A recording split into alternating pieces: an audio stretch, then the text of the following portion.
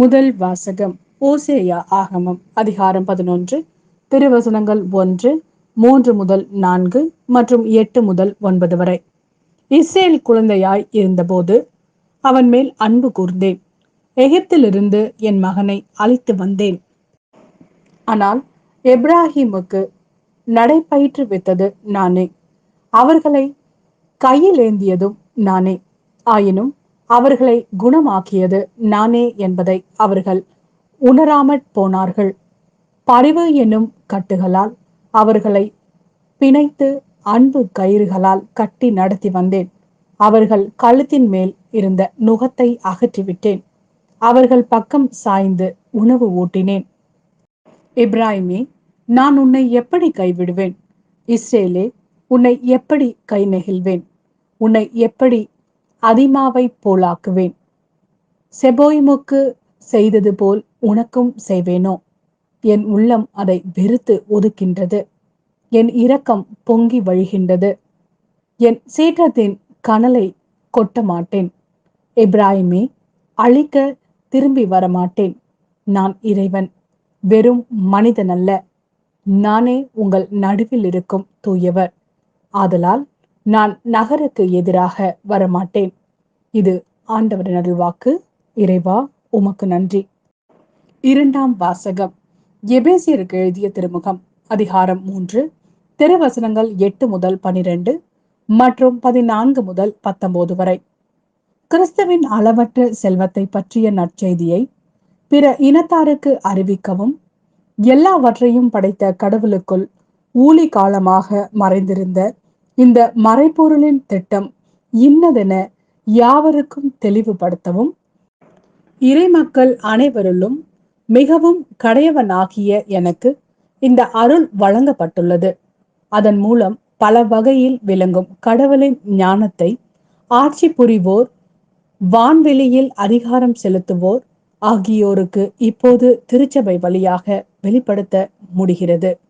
இவ்வாறு கடவுள் ஊழி காலமாக கொண்டிருந்த திட்டத்தை நம் ஆண்டவர் இயேசு கிறிஸ்து வழியாய் நிறைவேற்றினார். கிறிஸ்துவின் மீது நாம் கொண்டுள்ள நம்பிக்கையின் வழியாக கடவுளை உறுதியான நம்பிக்கையோடு அணுகும் உரிமையும் துணிவும் நமக்கு கிடைத்துள்ளது. இதன் காரணமாக விண்ணுலகிலும் மண்ணுலகிலும் உள்ள ஒவ்வொரு குடும்பமும் உண்மையிலேயே குடும்பமாய் விளங்குவதற்கு காரணமாய் இருக்கிற தந்தையிடம் நான் மண்டியிட்டு வேண்டுகிறேன். அவருடைய அளவற்ற மாட்சிக்கேற்ப உங்கள் உள்ளத்திற்கு வல்லமையும் ஆற்றலும் தம் தூய ஆவி வழியாக தந்தருள்வாராக. நம்பிக்கையின் வழியாக கிறிஸ்து உங்கள் உள்ளங்களில் குடிகொள்வாராக.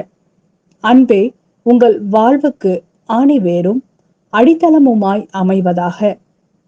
இறைமக்கள் அனைவரோடும் சேர்ந்து கிறிஸ்துவுடைய அன்பின் அகலம், நீளம், உயரம், ஆழம் என்னவென்று உணர்ந்து அறிவுக்கு எட்டாத இந்த அன்பை அறிந்து கொள்ளும் ஆற்றல் பெறுவீர்களாக. இதன் மூலம் கடவுளின் முழு நிறைவையும் நீங்கள் பெற்றுக்கொள்வீர்களாக. இது ஆண்டவரின் அருள்வாக்கு.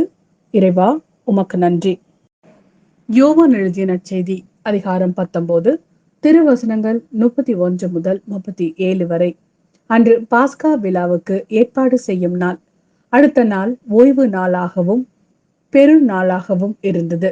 எனவே அன்று சிலுவையில் உடல்கள் தொங்கலாகா என்பதற்காக கால்களை முறித்து சடலங்களை எடுத்து விடுமாறு யூதர்கள் பிலாத்திடம் கேட்டுக்கொண்டார்கள்.